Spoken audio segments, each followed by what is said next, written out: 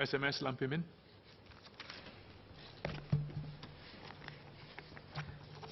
Mr. Deputy Speaker, I would like to thank Associate Professor Fatima Latif, Mr. Dennis Tan, and Mr. Melvin Yong for their comments and support for the bill. Let me address the points raised. The civil aviation sector is a key contributor to Singapore's economy. Thus, it is important for us to ensure that Singapore remains a safe and secure air hub. The government is committed to maintaining high standards of aviation security in Singapore. This includes ensuring that aviation security measures are coordinated and consistently applied across the aviation sector. Civil aviation security policies and implementation of new measures are discussed and decided collectively by a multi-agency committee known as the National Civil Aviation Security Committee, which comprises various government agencies such as the Ministry of Transport, the Ministry of Home Affairs, the Singapore Police Force, and the Civil Aviation Authority of Singapore. The recommendation for Singapore to rectify the Montreal Protocol 2014 was made by this committee. The government agencies also engaged with the various industry on aviation security issues and measures. Mr. Dennis Tan asked, why does it take 4 years before we introduce this new amendment bill?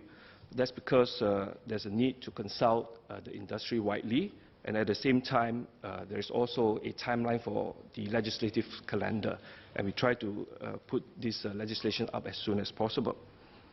The security measures are implemented by the civil aviation operators, such as Changi Airport Group, Singapore Private Limited, ground handling agents, and the airlines operating in Singapore. Compliance with the measures is closely monitored and enforced by the Singapore Police Force. I agree with Associate Professor Fatima and Mr. Melvin Yong that the airport staff have a role to play in ensuring airport and aircraft security in Singapore. The government has included all airport personnel, from airport security screeners to check-in counter staff, as part of the Threat-Oriented Passenger Screening Integrated System, or TOPSIS. Airport personnel that are in the TOPSIS are trained to look out for and to notify the Singapore Police Force when they detect any passenger displaying suspicious behavior. With TOPSIS, airport personnel have become our eyes and ears. They support our security agencies in ensuring that Singapore remains a safe and secure environment for air passengers. Mr. Dennis Tan asked about the incidences of unruly passengers in Singapore.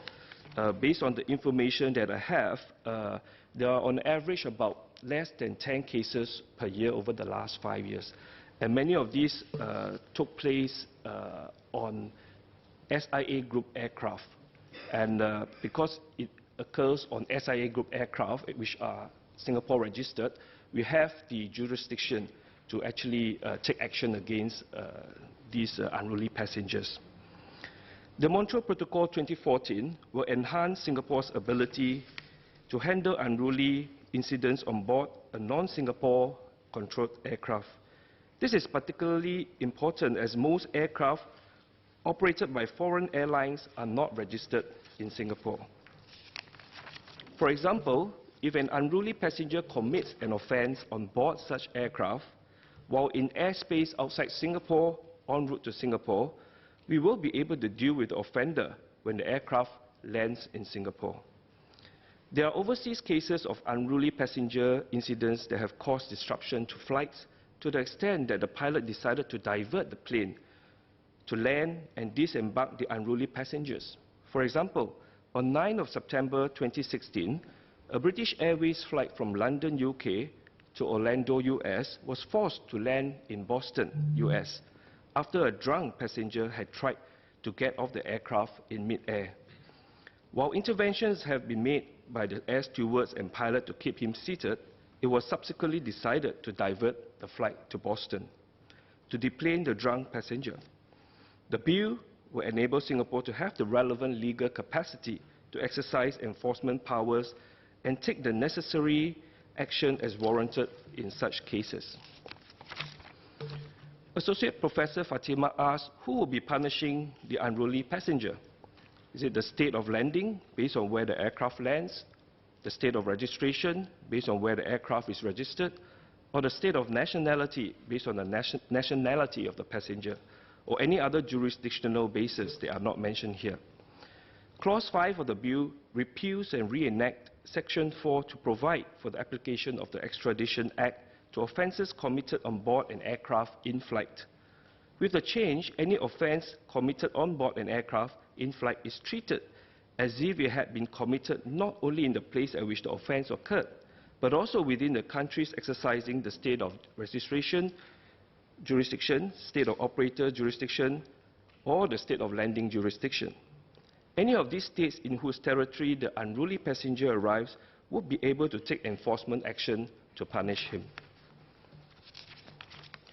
Extradition of the unruly passenger can happen when there is an extradition treaty in place between Singapore and the state that is requesting the extradition of the unruly passenger, and the requirements under the Extradition Act are satisfied. Mr. Melvin Yong asked, what would constitute an unruly passenger? The International Civil Aviation Organization, or ICAO's guidance material on this matter, refers to unruly passengers as passengers who fail to respect the rules of conduct on board aircraft or to follow the instructions of crew members and thereby disturb the good order and discipline on board aircraft. ICAO has provided guidance to identify the incidents which involve various types of offences, ranging from assault on cabin crew or passengers, sexual assault, to illegal consumption of drugs on board the aircraft. Associate Professor Fatima asked for clarity on the powers of the aircraft commander under the Montreal Protocol 2014. The aircraft commander can impose measures including restraint on an unruly passenger and obtain the assistance of the cabin crew, passengers, or air marshals. The aim of doing so is to ensure the safety of the aircraft, other passengers, and their properties on board. I would like to assure Mr. Melvin Yong and the House that the aircraft commander, as well as the cabin crew, passengers, and air marshals, must act reasonably. Protection of the aircraft commander from personal liability would only apply if the aircraft commander had reasonable grounds to believe that the passenger has either committed an offence or is about to commit an offence or an act which may jeopardize the safety of the aircraft or of persons, property, or order and discipline on board. These measures taken must also be reasonable. Training is important to prepare the aircraft commander and cabin crew in properly assessing the situation and responding to unruly incidents in an appropriate manner.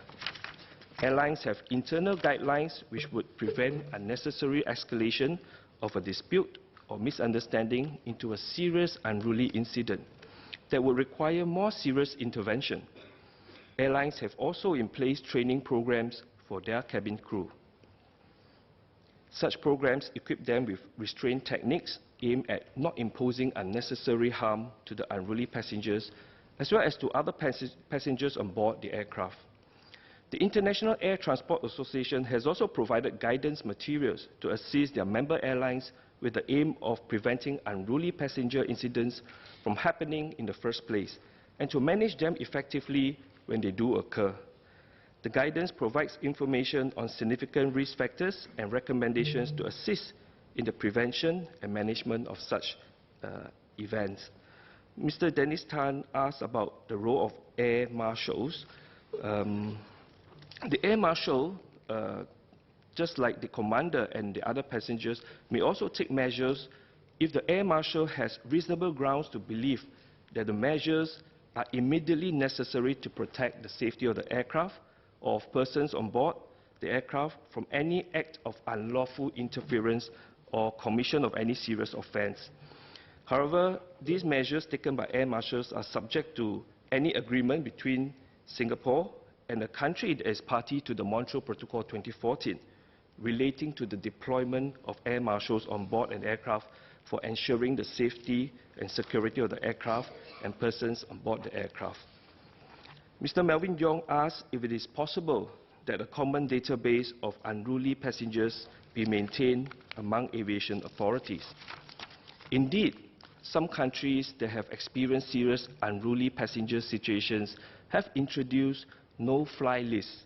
For example, India introduced a national no-fly list in 2017, which identifies unruly passengers that prohibits them from boarding flights. Depending on the seriousness of the offence, the flight ban on the passenger ranges from 3 months to a possible life ban. We are currently monitoring the development of such no-fly lists by other countries and will assess if it's feasible to introduce to address some of the context in Singapore. Mr. Deputy Speaker, sir, I agree that we need to stand ready to handle future safety and security threats to Singapore's civil aviation system. The Montreal Protocol 2014 does not apply to aircraft used in military, police and customs services. However, we can introduce new or amend legislation if the need arises. In the area of unmanned aircraft, Singapore is actively participating in international discussion on the issue of security for remotely piloted aircraft systems, including at ICAO. We will continue to ensure that we are ready to protect our aviation system from current and future threats so as to safeguard our reputation as a safe and secure air hub. Mr. Deputy Speaker, I beg to move. Mr. Dennis Tan.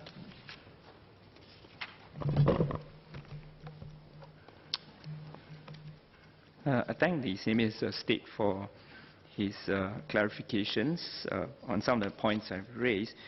Just on the point of the point I raised about the aircraft commander and the air marshal, I'm not sure that the Senior State understand my question correctly. I think I was raising this possibility that there's an element of conflict between the aircraft commander and the air marshal, because the clause section 5(3) capital B stops short of stating that the air marshal must always defer to the ultimate authority and instruction of the aircraft commander.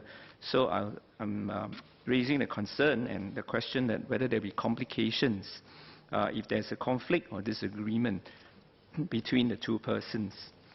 And there's one other question I would like the Senior Minister to confirm whether or not does he foresee will there be any further changes to include further offences which are listed in ICAO's Circular 288, which may not be currently in our penal code?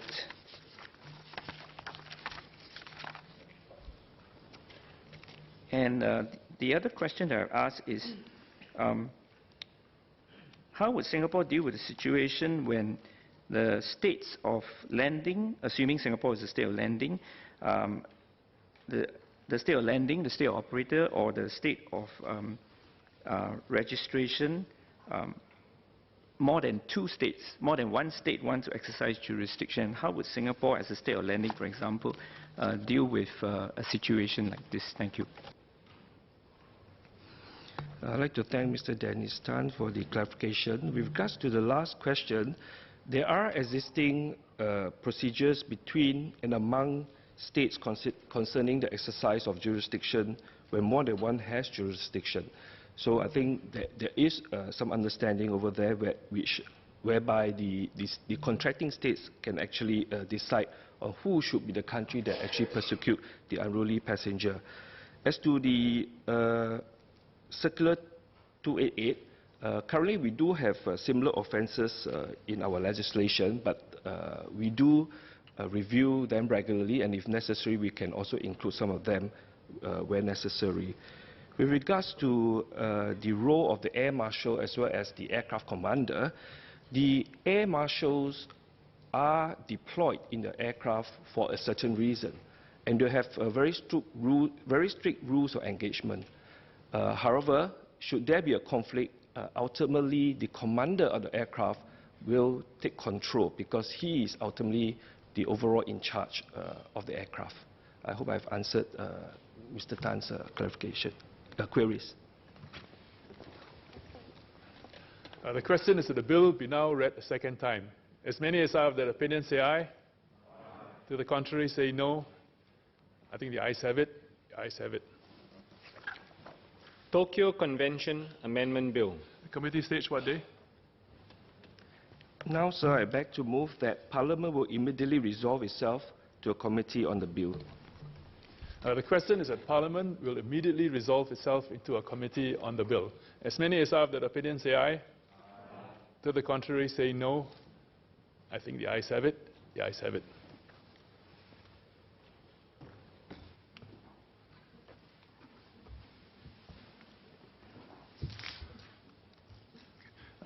The question is that clauses 1 to 9 stand part of the bill. As many as are of that opinion say aye. To the contrary, say no. I think the ayes have it. The ayes have it. Bill to be reported.